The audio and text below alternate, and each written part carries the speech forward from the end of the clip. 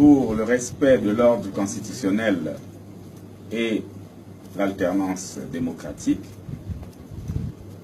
FROCAD, Initiative pour la démocratie au Congo, IDC. Déclaration du vendredi 25 mars 2016. Au nom du pacifique et bienveillant peuple congolais, nous condamnons fermement les intimidations et agressions de toutes sortes infligées aux représentants de la presse internationale.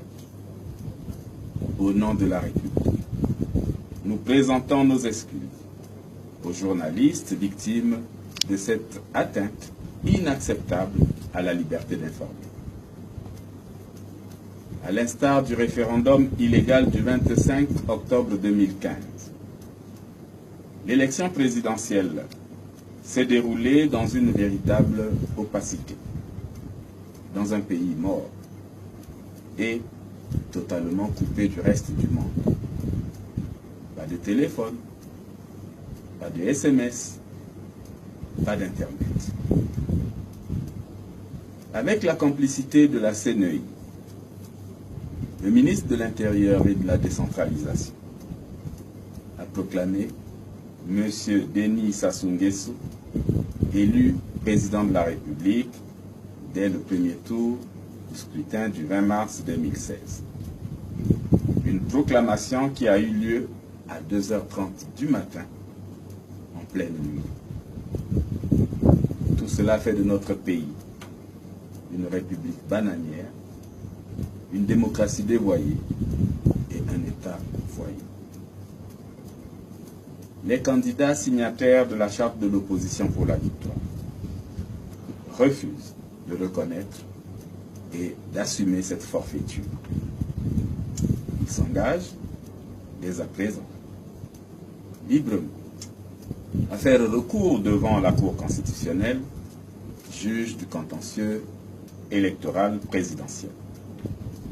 Car la vérité est que M. Denis Sassou Nguesso a perdu l'élection présidentielle malgré toute la fraude massive et grossièrement organisée dans un climat délétère.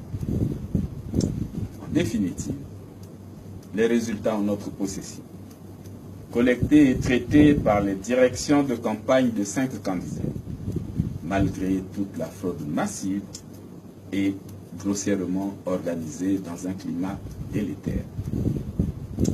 En définitive, les résultats en notre possession, collectés et traités par les directions de campagne de 5 candidats, prouvent clairement que M. Denis Sassou Nguesso n'a pas remporté les élections dès le premier tour. Président de fait depuis le coup d'État anticonstitutionnel du 25 octobre 2015, Denis Sassou Nguesso n'est plus président de la République à l'issue du scrutin du 20 mars 2016. La majorité républicaine, organisée autour des plateformes FROCAD IDC et les candidats signataires de la charte de l'opposition pour la victoire, se félicitent des résultats de la CTE correspondant à la situation réelle sur le terrain. Nous engageons le peuple congolais à exercer pleinement sa souveraineté sur sa victoire démocratique à travers des actions reconnues par la loi, villes mortes et autres grèves, meetings et marches pacifiques, jusqu'au respect du verdict des urnes. Dans ce contexte, nous demandons à l'ensemble du peuple congolais d'observer sur l'ensemble du territoire national la première opération Ville morte le mardi 29 mars 2016.